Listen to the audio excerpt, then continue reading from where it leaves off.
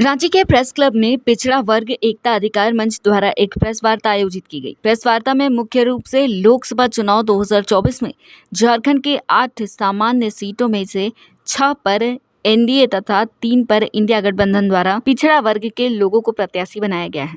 इस press conference के माध्यम से पिछड़ा वर्ग एकता अधिकार मंच ने ओबीसी के अंतर्गत आने वाले सभी जाति, समुदाय एवं संप्रदाय के लोगों से आह्वान किया कि किसी भी दल, पार्टी एवं जाति से ऊपर उठकर अपने ओबीसी पिछड़ा वर्ग के प्रत्याशियों के पक्ष में भारी संख्या में मतदान करें और उन्हें विजयी बनाएं ताकि जीतकर वो सदन में पिछड़ा वर्ग के लिए आवाज उठा सके और उन्हें मजबूत बना सके।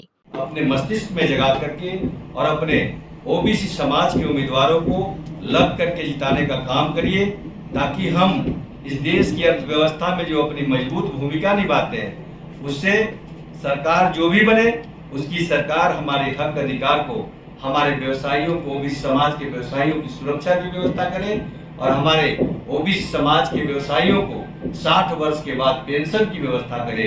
इसकी भी हम लोगों ने मांग रखा है और निश्चित रूप से इस देश में जो हालात है वह हालात के माध्यम से पूरे ओबीसी समाज को सभी जगह उचित प्रतिनिधित्व मिले, इसलिए हम लोगों ने पूरे राज्य के लोगों से, ओबीसी परिवार के लोगों से अपील करने के लिए आए हैं और अपने मंच के लोग लग करके तन मन धन से पूरे सभी प्रत्याशियों को, ओबीसी समाज के प्रत्याशियों को जिताने का कार्य करेंगे। धन्यवाद। आप सभी प्रेस मीडिया के बंधुओं के माध्यम से सभी को बहुत बहुत आभार व्यक्त करता हूं कि अपने लोगों को जिता करके उस सदन में भेजने का काम करें, ताकि हम लोग पुनः अपने ओबीसी परिवार को लोगों को आभार देने के लिए गांव-गांव जाकर के, जिला में जाकर के हम लोग बैठने का काम करेंगे।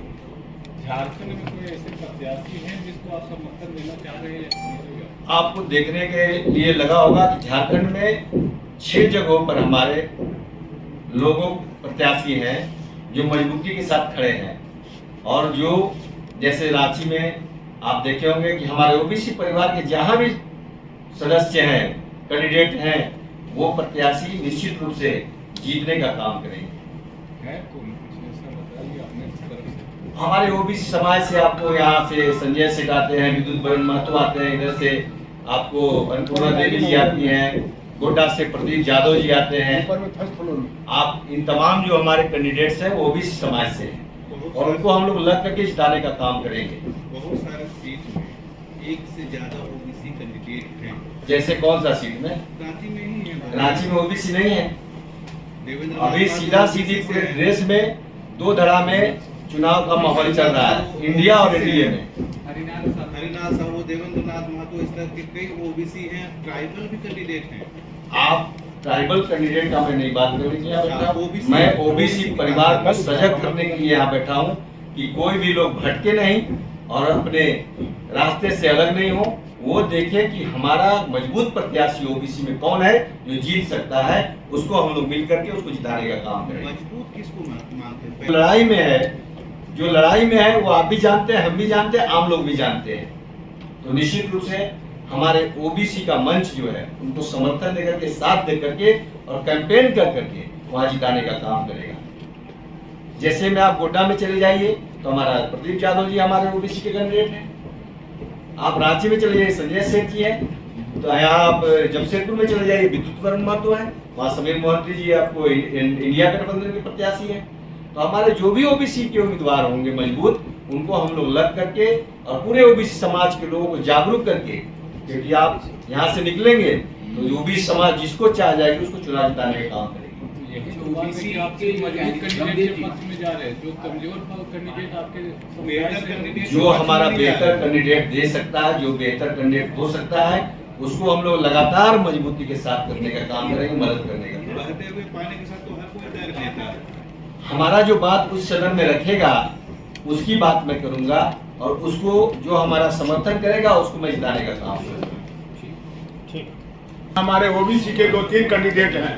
अगर 2-3 कैंडिडेट जहाँ पर हैं, हम वहाँ जाएंगे, समीक्षा करेंगे। समीक्षा उपरांत जो हमारा कैंडिडेट जीतने की बात करेगा, जो हमारा कैंडिडेट सदन में हमारी बात को उठाने का काम करेगा, मैं उनका समर्थन करूंगा और अपने साथियों से, अपने ओबीसी मंच के लोगों से आग्रह करूंगा कि भाई ये जीतने वाले हैं और हमारी बात को, हमारा जो आरक्षण का नीति है, हमारा जो जनसंख्या की नीति है, हमारा जो स्कूल और शिक्षा में आरक्षण जो है जिला स्तर पर, राज्य स्तर पर जो ओबीसी के छात्रों के लिए छात्रावास की व्यवस्था है, अगर ये बात हमारा जो मानने की बात करता है, जो करने की बात करता है, हम उनके साथ जाकर के लड़ेंगे और उनके साथ खड़े रहेंगे और ओबीसी समाज के सारे लोगों को एकत्रित कर करके मजबूती से उनके साथ में हम उनका समर्थन देकर उनको सदन में भेजने का काम करेंगे। सर, संजय सेठ की आपने समर्थन की बात है, 5 साल उनको आप देखे, तो आप जिन जिन मांगों की बात कर रहे हैं उन मांगों को 5 साल तक कितनी बार आपकी बातों को रखने का काम है, जिनको आप सपोर्ट करने और फिर से दोबारा लाने का प्रयास करेंगे? हम उन पर दबाव बनाएंगे, हम उन पर तनाव बनाएंगे। आप 5 साल हो गए, हम उन पर, हमारा संगठन इस वर्ष फरवरी से अस्तित्व में आया और अस्तित्व में आने के बाद हमने डाल्टनगंज में एक महासम्मेलन किया, एक रांची में सम्मेलन किया और सम्मेलन के उपरांत हमने ये निर्णय लिया। पिछले यहाँ पर हम लोग पिछले माह में भी एक सम्मेलन किए थे जिसमें ये प्रश्न आया था कि ओबीसी के लोग किसको समर्थन करेंगे, तो हमने कहा था कि जब चुनाव का समय आएगा उसमें हम लोग निर्णय लेकर आपके साथ बैठेंगे और आपकी अपनी बात को हम लोग समीक्षा करके रखेंगे। अगर संजय सेठ की बात है तो संजय सेठ को हम लोग समर्थन अगर देते हैं तो उन पर दबाव भी बनाएंगे कि हमारी बात को आप सदन में मजबूती से उठाएं और करें। मजबूत कैंडिडेट की सभी पुलिस भाइयों और बहनों को मैं धन्यवाद देती हूँ। आपने एक कहावत सुनी होगी कि जिसकी जितनी संख्या भारी उसकी उतनी हिस्सेदारी, और इस बात को चरितार्थ करने का काम देश के सबसे बड़ी पार्टी भारतीय जनता पार्टी ने किया है। उन्होंने करके दिखाया है। जो झारखंड जैसे छोटे से प्रदेश में जहां मात्र 14 लोकसभा है और 8 उसमें जनरल है, 8 जनरल में उन्होंने 6 जगहों पर उन्होंने ओबीसी को लड़ाने का काम किया है। इसलिए मैं इस मंच की ओर से ओबीसी मोर्चा की तरफ से आदरणीय नरेंद्र भाई मोदी जी को धन्यवाद देना चाहूंगी, भारतीय जनता पार्टी को धन्यवाद देना चाहूंगी और एक बात कहना चाहूंगी कि भारतीय जनता पार्टी ही एक ऐसी पार्टी है जिन्होंने ओबीसी को सम्मान देने का काम किया है, इज्जत देने का काम किया है। आपने देखा होगा झारखंड में शुरू से ही आदिवासी भाई यहाँ के मुख्यमंत्री हुआ करते थे, लेकिन नरेंद्र भाई मोदी जी ही एक ऐसे शख्सियत है जो इन्होंने झारखंड में पहली बार एक जांबाज शेर जो आज हमारे महामहिम राज्यपाल उड़ीसा के हैं आदरणीय रघुवर दास को उन्होंने यहाँ का सीएम बनाने का काम किया था और उनके विजन में जितनी भी विकास की योजनाएं झारखंड में आज दिखाई दे रही है उन्होंने आदरणीय रघुवर दास जी का किया धरा है, जो आज पूरी तरह से ठप पड़ा हुआ है। और आज इसके अलावे उन्होंने आज उड़ीसा का राज्यपाल बनाकर उन्होंने एक सम्मान देने का काम किया है। इसलिए मैं तहे दिल से ओबीसी मोर्चा की तरफ से भारतीय जनता पार्टी और आदरणीय नरेंद्र भाई मोदी जी को धन्यवाद देना चाहूंगी।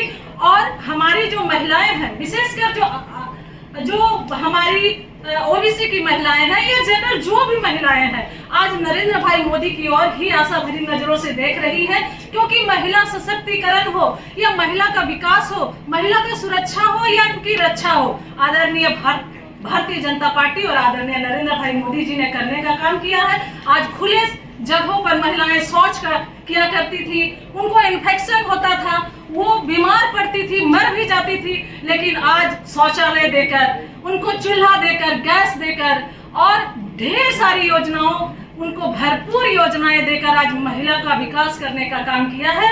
इसलिए मैं खुले मन से, खुले दिल से ये कहना चाहूंगी कि हमारा ओबीसी मोर्चा विशेषकर जिन्होंने हमें हिस्सेदारी दी है उसको खुलकर मदद करने का काम करेगी। अभी तो वो प्रदीप यादव को भी समर्थन कर रहे हैं। हम लोग क्षेत्र में जाएंगे, देखेंगे, हमारे लोगों से सलाह लेंगे।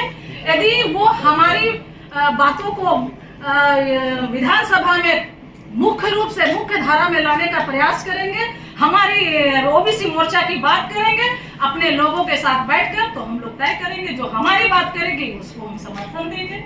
लेकिन अभी हम तो कहेंगे कि भारतीय जनता पार्टी ने हमें सम्मान दिया है, इसलिए हमें भारतीय जनता पार्टी को सम्मान देना चाहिए, उनको मदद करना चाहिए। थोड़ी देर पहले उन्होंने कहा कि प्रदीप यादव को वो तो मैं बताइए ना कि हम लोग वहाँ जाएंगे, हमारे जो ओबीसी के लोग हैं, यदि चाहेंगे कि नहीं प्रदीप जी हमारी आवाज बनेंगे, हमारी समस्याओं को मुखर रूप से विधानसभा या लोकसभा में उठाने का काम करेंगे, हमारी विकास, हमारी संख्या की बातों को यदि वो लोकसभा में उठाने का काम करेंगे तो भाई हम तो अपने समाज की तरफ से हैं, तो हम लोग मदद करने का काम करेंगे, उनको पर्सनली पर्टिकुलर उनको मदद करने का काम करेंगे। आप लोग जी जनता को कंफ्यूज नहीं कर रहे हैं आप लोग? नहीं, कंफ्यूज नहीं कर रहे। नहीं, इसमें जनता कैसे कंफ्यूज नहीं कंफ्यूज कर हो रहे रही हैं। जो है? भी ओबीसी समाज के लोग हैं, एकदम है कि जो भी ओबीसी समाज के लोग हैं, चाहे वो किसी भी पार्टी में है, किसी भी दल में है। और ऐसी ही तमाम खबरों के लिए सब्सक्राइब करें हमारे चैनल जेके न्यूज नेटवर्क को और हाँ, बेल आइकन दबाना ना भूलें।